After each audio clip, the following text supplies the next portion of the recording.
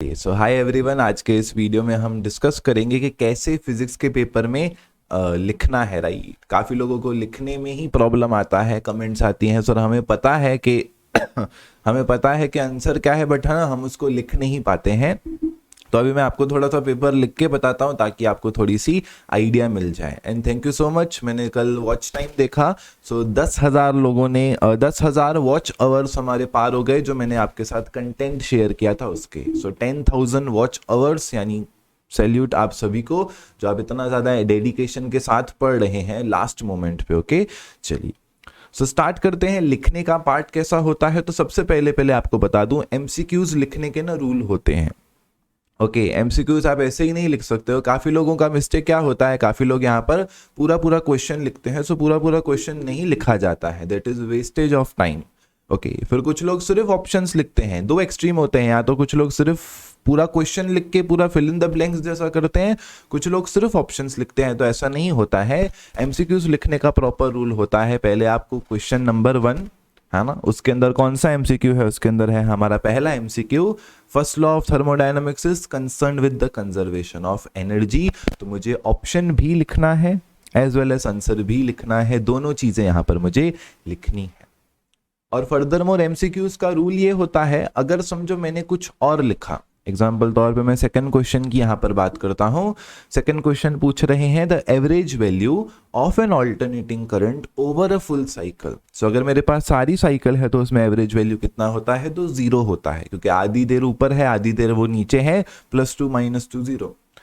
समझो मुझे अचानक से लगा इन्होंने ERMS पूछा है, तो समझो मैं यहाँ पर ना C लिखता हूँ, ऐसा C लिखता हूँ, और फिर मुझे अचानक याद होता है नहीं नहीं नहीं नहीं नहीं नहीं, फिर मैं यहाँ से उसको कट कर देता हूँ। आइडियली स्पीकिंग अगर एमसीक्यू में कटिंग हुआ तो सीधा आपकी मार्क्स उस एमसीक्यू की हो जाती हैं 0। ओके, आइडियली स्पीकिंग अगर कुछ भी कटिंग हुआ तो मार्क्स हो जाती हैं 0। ये आपके बोर्ड एग्जाम्स के पेपर चेक करने का बेसिकली रूल होता है। अब वो टीचर के ऊपर है, फिर वो करता है वो नहीं करता है इवेंचुअली। सो लास्ट ईयर मेरा एक स्टूडेंट था यूट्यूब का ही, है ना, उसने कमेंट की थी, फिर वो कमेंट से व्हाट्सएप पे आया था कि सर मैंने 10 के 10 एमसीक्यू सॉल्व किए हैं, पर सिर्फ ना मैं ऐसा लिख के आया हूँ ACBD ऐसा लिख कर आया हूं। तो मैंने कहा था उसको रूल के हिसाब से तो तुझे 0 मार्क्स मिलेगी, क्योंकि रूल आपका यही कहता है कि आपको पहले यहाँ पर ऑप्शन लिखना है, उसके बाद ऑप्शन का आंसर भी लिखना है। ओके, बट स्टिल उसने कहा था अगर मैं फेल हो गया तो मैं समझ जाऊंगा कि मार्क्स नहीं मिली है, पास हो गया तो समझ जाऊंगा मार्क्स मिली है, तो वो फिर पास हुआ था। तो वही रूल आइडियली ये कहता है कि कुछ भी कटिंग हुई तो 0 मार्क्स, बट फिर वो टीचर के ऊपर डिपेंड करता है जो आपका पेपर चेक कर रहा है कि वो किस वे में आपको मार्क्स देता है। चलिए, ये तो एमसीक्यूज के रूल हो गए। अभी यहाँ पर आ जाते हैं, हम डिस्कशन करते हैं कि क्वेश्चंस को लिखना कैसे है। राइट, है ना, क्वेश्चंस को लिखना कैसे है। सो पहले क्वेश्चन यहाँ पर आ जाता है हमारा, define potential gradient of a potentiometer wire. हाँ, so potential gradient of a potentiometer wire क्या होता है, तो पहले तो मैं यहाँ पे हिंदी में देखूंगा। राइट, पहले हिंदी में, आप लोग मराठी में देख सकते हो, जो भी आपका मदर मतलब जो आप ज्यादा बात करते हो उसके हिसाब से। सो potential gradient of a potentiometer wire, मुझे दिमाग में क्या आ रहा है, मुझे दिमाग में आ रहा है सीधा एक फॉर्मूला है ना, मुझे तो दिमाग में वही आ रहा है कि potential per unit length is equals to the constant होता है ना, और उस कांस्टेंट का नाम पोटेंशियल ग्रेडियंट होता है। मेरे दिमाग में ये आ रहा है। ओके, तो बस मैं वही लिखूंगा, हिंदी को इंग्लिश में क्या करूंगा, हिंदी को इंग्लिश में यहाँ पर कन्वर्ट करूंगा। राइट, सो क्या बोलूंगा मैं, क्वेश्चन नंबर 2 यहाँ पर फर्स्ट। सो फिर मैं लिखूंगा, अभी इसको लिखूं कैसे, वी नो दैट, है ना, मुझे पता है कि, या हमें पता है कि, है ना, पोटेंशियल ड्रॉप, या फिर पोटेंशियल भी लिख सकते हो, potential drop per unit length, है ना, पर यूनिट लेंथ, यानी पर यूनिट का मतलब होता है डिवाइड बाय लेंथ, पर unit length is constant, is constant होता है। अभी क्या है, छोटा लग रहा है, मुझे शर्म आ रहा है कि इसमें 1 मार्क कौन देगा मुझे। सो यहाँ पर मैं इम्प्लाइज का सिंबल डाल दूंगा और यहाँ पर मैं लिखूंगा potential drop per unit length is equals to the constant, है ना, और वो कांस्टेंट को हम संबोधित करते हैं के से। सो दिस के, है ना, so this K is termed as potential gradient. इसी को क्या कहते हैं, इसी को हम कहते हैं पोटेंशियल ग्रेडियंट। That's it. क्या किया, जो मुझे ज्ञान था उसको मैंने सिर्फ अंग्रेजी में लिखा है और कुछ भी नहीं किया है। 1000 वे हो सकते हैं इसको लिखने के, कोई कैसा लिखेगा कोई कैसा लिखेगा, सबका पर्सनल चॉइस है एंड डजंट मैटर, क्योंकि यहाँ पर सब्जेक्टिव होता है, जरूरी नहीं है जो मैं कहूँ वो भी आप ही सोचोगे, राइट, है ना। चलिए, उसके बाद यहाँ पर कुछ अच्छा क्वेश्चन दिखते हैं थ्योरी का। फॉर्मूला में तो सिर्फ फॉर्मूला बतानी है ना, उसमें तो सिर्फ फॉर्मूला बतानी है। Is it always necessary to use red light, तो इसका आंसर तो सिर्फ नो होगा, है ना। सो इसको कैसे लिखेंगे चलिए बताता हूं। सो थर्ड क्वेश्चन कैसे लिखूंगा, नो, है ना, नहीं, it is not necessary, it is not necessary, ऐसा जरूरी नहीं है, it is not necessary to use red light, है ना, रेड लाइट यूज करना जरूरी नहीं है फॉर फोटो इलेक्ट्रिक इफेक्ट, है ना, फोटो इलेक्ट्रिक इफेक्ट के लिए रेड लाइट यूज करना यहाँ पर जरूरी नहीं है। एक लाइन में आंसर तो उसका हो जाता है, आपको रिस्क लग रहा है, डर लग रहा है कि इस पे 1 मार्क मिलेगी या नहीं, तो फटाफट से एक लाइन और ऐड कर देना, सिंस, है ना, since all photo sensitive surfaces, है ना, जितने भी हमारे फोटो सेंसिटिव सर्फेसिस होते हैं, all photo sensitive surfaces have different threshold frequency, है ना। सारे सरफेसेस का फ्रीक्वेंसी सेम नहीं होता है भाई, सारे सरफेसेस का फ्रीक्वेंसी अलग होता है। सो डिपेंड करता है आप कौन से मटेरियल पे लाइट इंसिडेंट करना चाहते हो, राइट, है ना। सो एक लाइन मैंने और डाल दिया, अब तो हिम्मत नहीं होगा किसी का 1 मार्क यहाँ पे काटने का मेरा, है ना। चलिए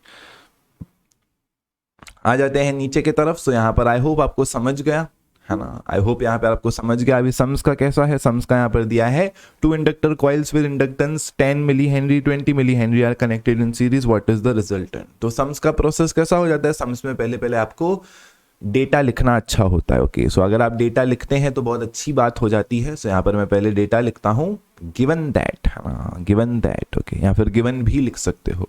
L1 is equals to the है 10 milli henry, L2 is equals to the है 20 मिली हेनरी, राइट, है ना। 1 मार्क का है तो ज्यादा कुछ नहीं करूंगा, नहीं तो मैं इंग्लिश में लिखता कि since it is given in series, तो एल सीरीज की फॉर्मूला है ना। सो वैसे मैं खींच के लिखता, बट 1 मार्क का है सो मैं कुछ भी खींच के यहाँ पर नहीं लिख सकता हूँ। सो सिंपली 10 + 20 यहाँ पर ऐड कर देंगे, 30 मिली हेनरी हो जाएगा मेरा यहाँ से फाइनल। सो उम्मीद करता हूँ आपको 1-1 मार्क के क्वेश्चन यहाँ पे करना समझ गया, हाँ, 1-1 मार्क के क्वेश्चंस करना समझ गया। अब 2-2 मार्क के क्वेश्चंस में क्या करना है, 2-2 मार्क के क्वेश्चंस में आपको थोड़ा सा और बढ़ाते जाना है चीजों को, राइट, और एक्सपांड करते जाना है ना। एग्जाम्पल तौर पे मैं आपको एक एग्जाम्पल देता हूं जो आपको और बेहतर समझने में हेल्प करेगा। समझो एग्जाम में पूछा है वर्टिकल सर्कुलर मोशन, है ना, क्या पूछा है वर्टिकल सर्कुलर मोशन। मुझे बताओ वर्टिकल सर्कुलर मोशन 1 मार्क के लिए भी पूछा है, वर्टिकल सर्कुलर मोशन 2 मार्क के लिए भी पूछा है, वर्टिकल सर्कुलर मोशन 3 मार्क के लिए भी पूछा है ना। सो एक ही क्वेश्चन कंसीडर करो, 1 मार्क 2 मार्क 3 मार्क के लिए, और फिर देखो आप उसको कैसे लिख पा रहे हो। तो समझो मेरे मुझसे 1 मार्क के लिए ही पूछा है यहाँ पर, तो मैं क्या बोलूंगा, तो 1 मार्क के हिसाब से डिफाइन करूंगा। सो वर्टिकल सर्कुलर मोशन, मेरे दिमाग में क्या छवि आ रही है, मेरे दिमाग में इमेज आ रही है कि वर्टिकल सर्कुलर मोशन बस एक ऐसा मोशन होता है जो वर्टिकल एक्सिस पे घूमे, है ना। सो बहुत फालतू चीज मेरे दिमाग में आ रही है, बट यही आ रही है, मैं क्या करूं एट प्रेजेंट, तो मैं यही लिखूंगा, है ना। सो वर्टिकल सर्कुलर मोशन, है ना, VCM, है ना, इज दैट मोशन। अभी VCM लिखना यहाँ पर सही नहीं है, नो डाउट, है ना, मुझे आदत है तो मैंने लिख दिया वर्टिकल सर्कुलर मोशन, है ना, वर्टिकल सर्कुलर मोशन